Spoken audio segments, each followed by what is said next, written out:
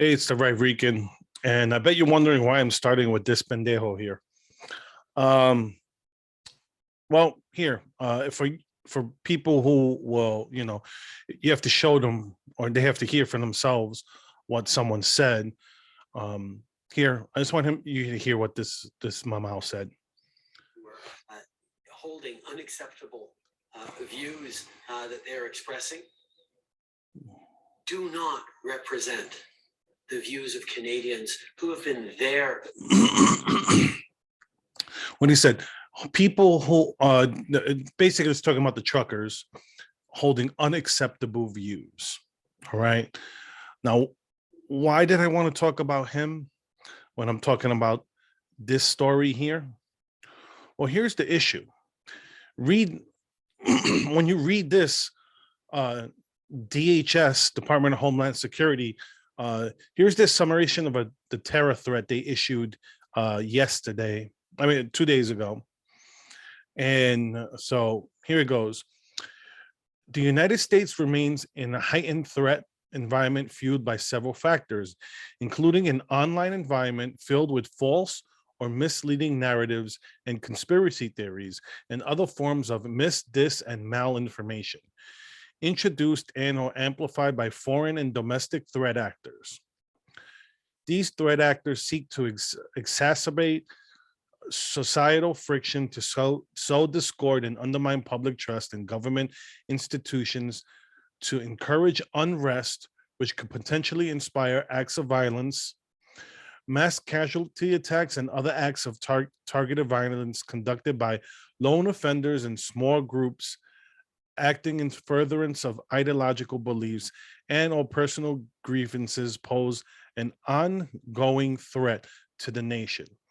While the conditions underlying the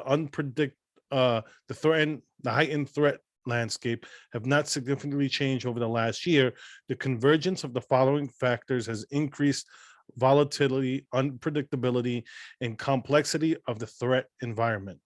One, the proliferation of false or misleading narratives which sow discord or undermine public trust in U.S. government institutions, continued calls for violence directed at U.S. critical infrastructure, soft targets, and mass gathering, faith-based institutions such as churches, synagogues, mosques, institutions of higher education, racial and religious minorities, government facilities and personnel, including law enforcement, the military, the media, and perceived ideological threats, and three, caused by foreign terrorist organizations. Anyway, so why are we talking about this? I mean, just read what that says. So this whole nonsense of the mis, dis, and malinformation.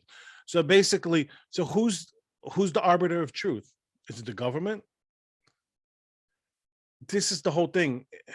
I don't understand uh, how in just, let's say, 20 years, the left has went from, not trusting the government to all of a sudden now, it's like whatever the government says is true.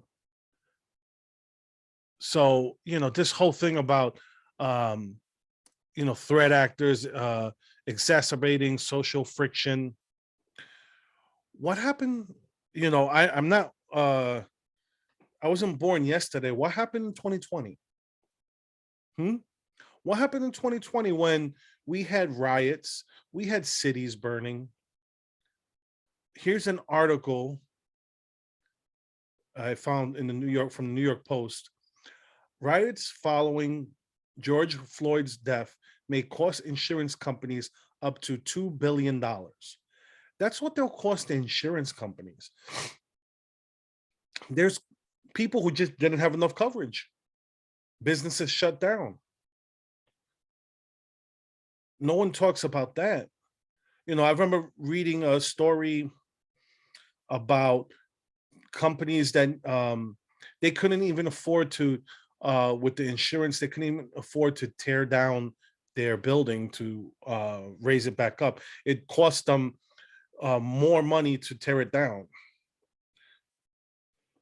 But this is where we are. This is where we are right now in this country. The political divide is so horrible, it's so scary that this is what's going on. We have Department of Homeland Security basically calling people who disagree with the government terrorists. And why did I bring Trudeau into it? Because what he said, hold unacceptable ideas. And that's what for all intents and purposes, that's what they're saying here. It's like, who were the conspiracy theorists? You had, remember when it was a conspiracy theory when Ron DeSantis said that you're going to, in order to have a job, in order to be able to work, you're going to be vaccinated. In 2020, that was a conspiracy theory. Now you got companies firing people for not being vaccinated. I know, like the hospital I go to, they brag they have 100% of their employees are vaccinated, which to me means they fired the people who weren't. So like that, they could say, "Oh, look, we're 100%." But this is the stuff that happened that people ignore. It's like they love to talk about January 6th. That's why I hate what happened on January 6th. Because why? Because one day is equivalent to what they did all summer. They talk about calling it an insurrection. Meanwhile, when Washington was going through the riots and they had to put Trump in a bunker, they laughed at that. But if they were fearful for the president's life, that's not a laughing matter. Shouldn't.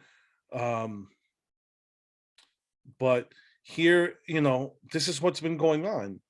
This story here, I found this one. This was a great video here. Let me go to Twitter so you could see the video. Here it goes right here. Let me bring this video up so you could see the aftermath of the peaceful protest in Portland. So let's see. Come on. Oh, come on.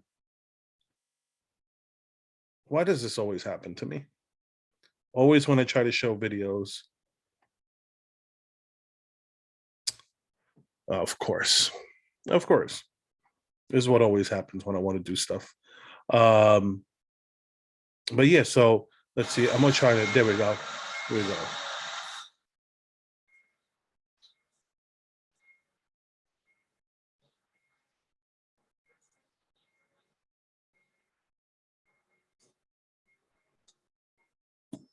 This was the aftermath. If you're not watching, you're listening. You see graffiti all over the place, profanities.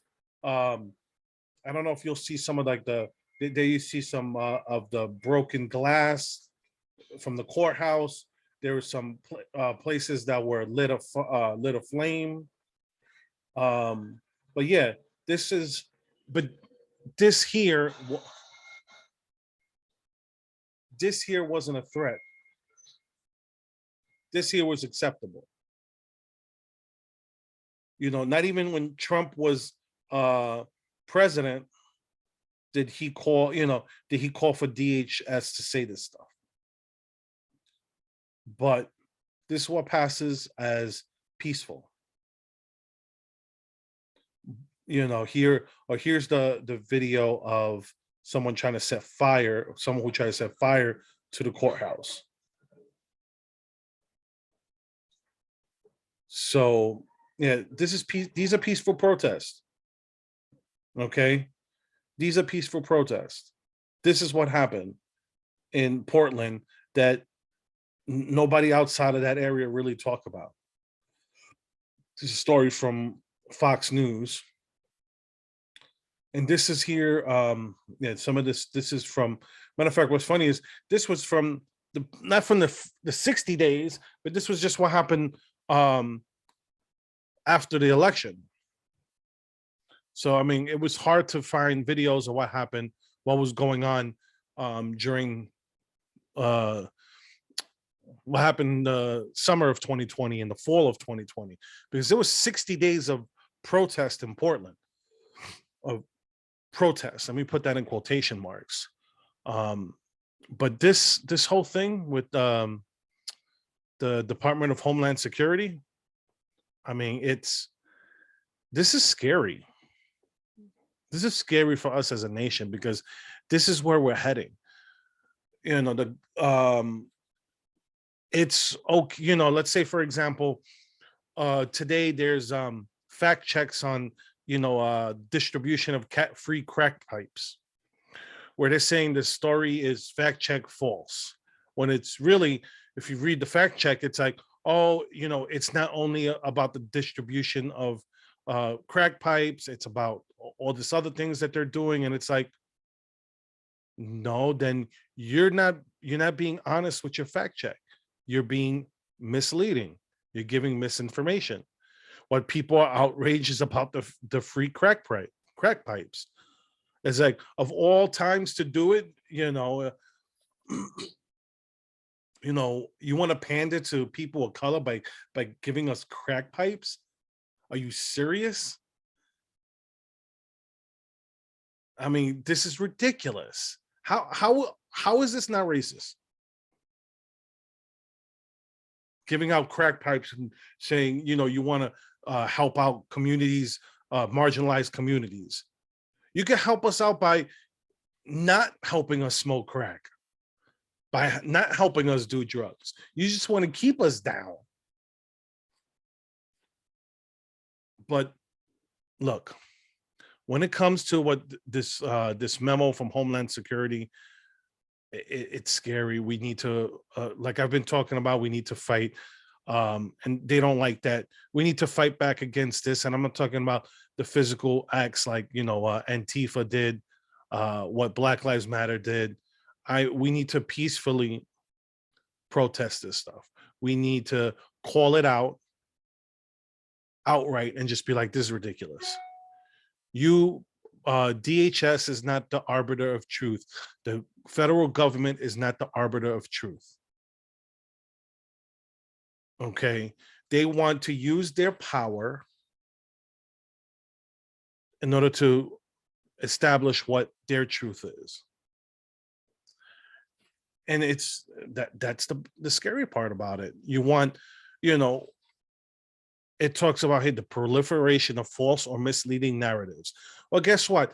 Now they want to stop the mask mandates. Now they're saying all this stuff that we all already knew, but now, because let's say it's going to affect the election come later this year, now the Democrats are easing up on restrictions. Nobody in the right is calling for violence. Okay. You have people like me and others, I hate what happened on January 6th because of the fact that it got violent, it got stupid, and now they use it on every single turn. You can't tell them, oh, but it was one day where you had months of rioting in the summer of 2020, billions of dollars of damage, what was it, about 20 to 30 people killed, when the only one person killed on January 6th was one of the January 6th rioters. They had the nerve to call it deadly insurrection when no one on the other side died. And even calling it an insurrection is ridiculous. It was a riot at worst. When there's also there's images, there's videos of the Capitol Police letting people into the building. That's not to condone the people who were attacking the police, who were breaking down the barriers and all that stuff. That doesn't condone those people. Those people are condemned because by doing that, they gave the left an opening, and now they're using it. They're bludgeoning us with it, and we have to fight back. Like I said, not talking about physically. We need to go out here, talk. We need to make our voices heard. That we don't want violence. We just don't want mandates. We don't want our freedoms trampled on. And that's a hill we're willing to die on. So, we need to give the middle finger to Homeland Security and tell them you're not the arbiters of truth. Government, you don't own our bodies. You cannot tell us, what to put in our bodies. We'll ultimately decide that. You do not have the power to do that unless we give it to you. I'm the Right Rican. You can follow me here on YouTube and Rumble. Please cross subscribe. Please, if you like it, please share it. Uh, share the video. It helps my channel grow. And you can interact with me on social media. I'm on Facebook, Twitter, Gab, Telegram, Parler, Getter. All of them, I'm on it. All right. That being said, have a good one.